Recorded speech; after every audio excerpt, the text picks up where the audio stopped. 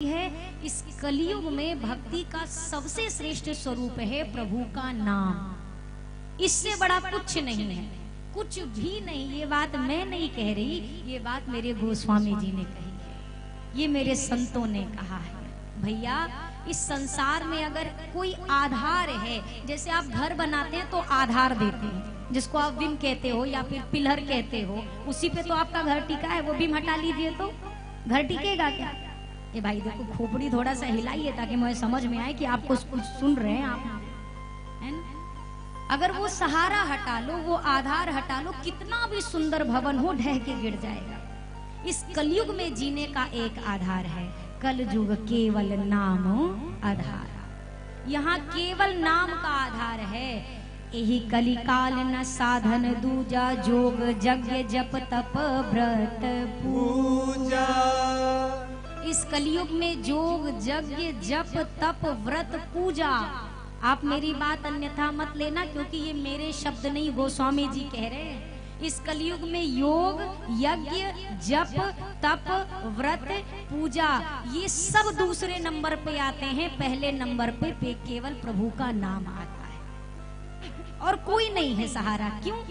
क्योंकि जितनी पद्धति और जितने विधान बनाए गए हैं शास्त्रों में, उस विधान के अंतर्गत ना हमारा योग होता है, ना यज्ञ होता है, ना पूजा होती है, ना और कोई विधि होती है। आप यज्ञ की बात करिए, यज्ञ में कितने कितने परहेज हैं, कितनी विधियां हैं।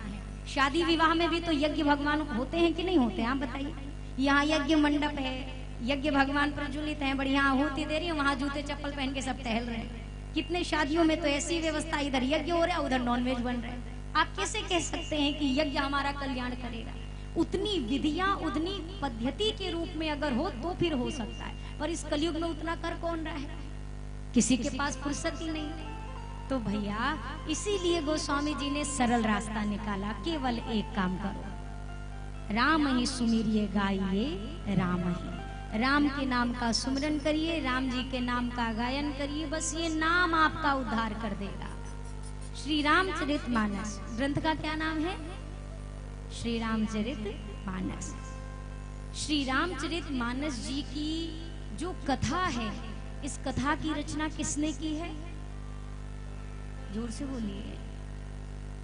गोस्वामी श्री तुलसीदास जी महाराज ने। अब मैं आपको एक सेकंड के लिए यहाँ रोकूंगी। आपने या तो मेरा प्रश्न गौर से नहीं सुना, और या तो फिर आपने कथा अभी बहुत अच्छे से नहीं पढ़ी है। आप ग्रंथ उठाइए और दर्शन करिए। श्री रामचरितमानस जी की जो मूल कथा है, ये कथा गोस्वामी जी ने नहीं लिखी है। ये कथा किसने लिखी है? तो रचि महेश निज मानस राखा। ये किसने लिखी है? ये भगवान शंकर के लिखी हुई कथा है। तो अब आप कहेंगे नहीं, हमको तो पता है गोस्वामी जी ने लिखी। हाँ लिखी ना, जो कथा बाबा ने लिख करके अपने हृदय में धारण की थी, उसी कथा को भाषाबद्ध गोस्वामी जी ने किया है। तो कथा के लेखन करता भगवान शिव हैं, और मानस जी के जो लेखन करता हैं ये हमारे गोस्वामी जी हैं। और मैंने आपसे प्रश्न क्या किया था कि भैया कथा की रचना किसने की है? इस मूल कथा का आरंभ किया है भगवान शंकर ने। वहां से आरंभ हुआ और वहां से ये कथा उतरते उतरते गुरु शिष्य परंपरा होते हुए हम कलिकाल के जीवों तक पहुंची है। सबसे पहले गोस्वामी जी महाराज ने इस ग्रंथ का लेखन कार्य 70 वर्ष की आयु में आरंभ किया था। अब सोचिए, 70 वर्ष की आयु, जहां व्यक्ति खुद से चल भी नहीं पाता है, उस अवस्था में गोस्वामी जी ने ग्रंथ का लेखन प्रारंभ किया। मैं कई बार कथाओं में कहती हूँ भैया, ये जो अवस्था वृद्धावस्था की होती है, यहाँ पर भजन बहुत मुश्किल है। तो किसी ने मुझसे प्रश्न किया कि दीदी अगर आप कहती हैं वृद्धावस्था में नहीं होता, तो गोस्वामी जी ने तो बिल्कुल अपने वृद्धावस्था के पड़ाव पर ही ग्रंथ लिखा। 70 वर्ष की अवस्था तो वृद्धावस्था ही। तो इसको भैया ऐसे समझिए, गोस्वामी जी ने 70 वर्ष की अवस्था में भी राम कथा इसलिए अच्छे से लिख ली, क्योंकि गोस्वामी जी ने जन्म लेते ही सबसे पहले अपने मुख से राम शब्द बोला था। जिसके भजन की शुरुआत बचपन से हुई रहती है, उसी की 55 के बाद जाती है, और जिसकी बचपन में नहीं हुई है उसकी 55 में भी होने वाली नहीं है। बचपन में कुछ नहीं होता। बचपन में ना मंदिर जवाता है ना तीरथ होता है। अरे अस्पताल से छुट्टी मिले तब ना तीरथ जाएंगे, कहाँ जाएंगे? यहाँ गुरुदेव के पास कहाँ पहुंचे? यहाँ तो पर्ची हाथ से नहीं छूट रही है। राम राम की माला कहाँ से पकड़े? सिरप की बोतल ही पीछा नहीं छोड़ रही है। कहाँ परिक्रमा करने जा रहे? बेड से बाथरूम ही हो आइए, वही हरी कृपा है।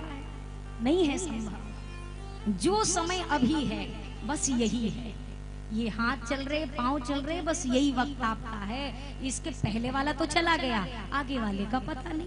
तो जो अभी है बस यही है। अगर आप ये सोचो नहीं हमारे पास पैसे रहेंगे तो हम सब कर लेंगे, आप आजमा के देख लीजिए। अगर हम शरीर से जहां हम असहाय हुए तो पैसा तो आपका होगा, पर खर्च करने वालों का जो निर्णय है वो किसी और का होगा। बाबूजी के लिए 800 की दवा लानी है कि नहीं लानी है ये बेटा बहू तय करेंगे, बाबूजी की तय करने की हिम्मत नहीं है। बात थोड़ी सी भले टेढ़ी लग रही है पर ये दुनिया का सत्य है। अगर डॉक्टर साहब कह दें भैया 6 महीने, इससे ज्यादा नहीं, तो भैया आज के समय में ऐसे भी बेटा बहू हैं कि जो 6 महीने में मरना ही है तो कहा 6 लाख फूके, जो 6 महीना में मरेंगे 6 दिन में मर जाएंगे, मरना तो है। ये वो पीढ़ी है। तो इसीलिए अपने लिए इकट्ठा करिए, एफडी करना शुरू करिए, बहुत काम आती है। एफडी काम आती है ना, फिक्स डिपॉजिट रखते हैं ना, आपने भी रखा, मांग नहीं रहे बस बता रहे, रखते हैं ना, ये बहुत काम आता है। कौन सी एफडी करिए? तो भैया राम नाम का जो होता है लगा लगा के अपनी खूब एफडी भरते रहो। जीवन में ये जो धन की संपत्ति है, जब ये संपत्ति साथ छोड़ देती है ना, तब नाम की संपत्ति काम आती है। जब दुनिया में कोई साथ नहीं देता ना, उस समय हमारा किया गया भजन हमारा साथ देता है। ये हर समय साथ दे ना दे हमारे नजरिए से, पर उस समय साथ ये भजन जरूर देगा जब कोई साथ नहीं देगा। आप करके देख लीजिए। श्री रामचरितमानस जी की कथा का इतना विस्तार, गोस्वामी जी ने सबसे पहले संस्कृत में लिखना शुरू किया इस ग्रंथ को। 7 दिनों तक जो भी लिखते, सुबह से शाम तक लिखते, शाम तक सब कुछ अदृश्य, सब कुछ गायब। गोस्वामी जी बड़े परेशान, ये क्या हो रहा है। 7वें दिन भगवान शंकर प्रकट भए। गोस्वामी जी ने कहा आपकी आज्ञा से ग्रंथ लिख रहा हूँ, जो भी दिन भर लिखता हूँ वो शाम को के बाद प्राप्त ही नहीं होता अगले दिन। बाबा ने कहा गोस्वामी जी इस ग्रंथ को आप संस्कृत भाषा में मत लिखिए। अरे प्रभु, पर संस्कृत भाषा ही तो मान्य है, अगर संस्कृत में नहीं लिखूंगा तो इस ग्रंथ को स्वीकार कौन करेगा?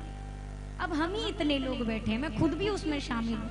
अगर ये कहा जाए संस्कृत सारी की सारी किसको समझ में आती है, तो थोड़ी बहुत भले आ जाए, पर सारी की सारी थोड़ी ना वेद वेदांत हमारे परे। हमने तो नहीं पढ़ा भैया, आपने पढ़ा हो तो बड़ी कृपा ठाकुर जी। नहीं आती। वेद मंत्र किसे याद है? मुझे नहीं याद है। आप में से किसी को याद होंगे तो ठाकुर जी जाने। वेद पुराण ये किसको याद है? नहीं याद है। वाल्मीकि रामायण की कथा के एक श्लोक किसको याद है? मुझे तो नहीं याद है, आपको शायद याद हो। लेकिन अगर मैं आपसे प्रश्न करूं, श्री रामचरितमानस जी की एक चौपाई किसको याद है? जरा हाथ खड़ा करिए। माइक नहीं दूंगी, बस हाथ खड़ा करिए, सिर्फ एक चौपाई। हाँ, धन्यवाद। अब जितने लोगों ने हाथ नीचे किए थे ना, वो भी गाएंगे मेरे साथ। मंगल भवन अमंगल हारे, द्रवं सुदशरथ अजिर बिहारी। मंगल भवन अमंगल हारी, द्रवं सुदशरथ अजिर बिहारी।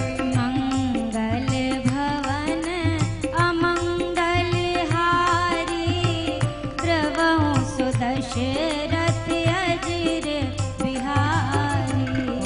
मंगल भवन मंगल हारी, द्रवहु सुदशरथ अजिर बिहारी। कहाँ कहाँ लगी नाम बड़ाई, कहाँ कहाँ लगी नाम बड़ाई। कहाँ कहाँ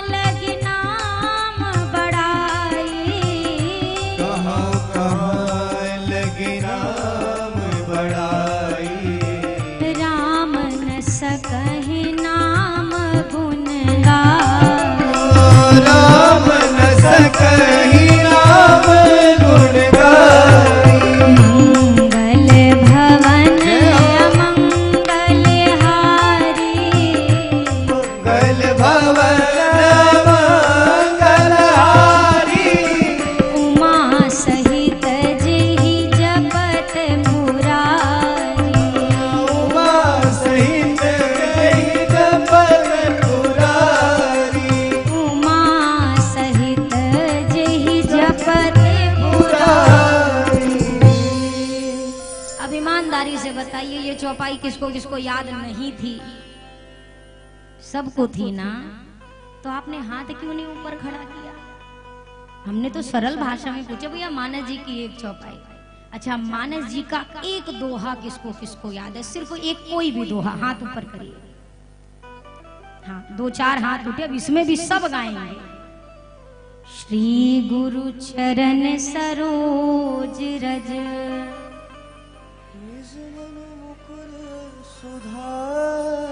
बरनौ रघुवर विमाल जस। हमने किसी और भाषा में पूछा था आपसे, यही ना पूछा था एक दोहा? याद है कि नहीं है? याद है ना? अच्छा, मानस जी का एक छंद किसको किसको याद है? ये भी याद है, पर पता नहीं है।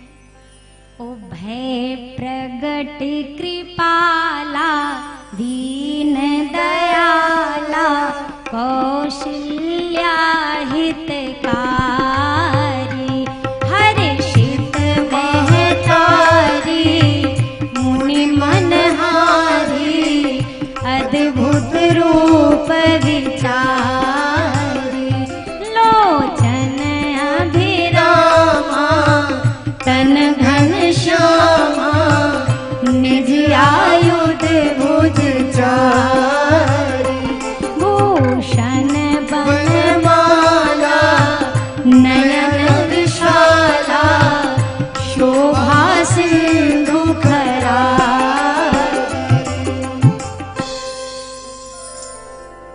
था ना? याद था ना? इसीलिए हमें याद है, पर ये नहीं याद है कि ये कहाँ का है।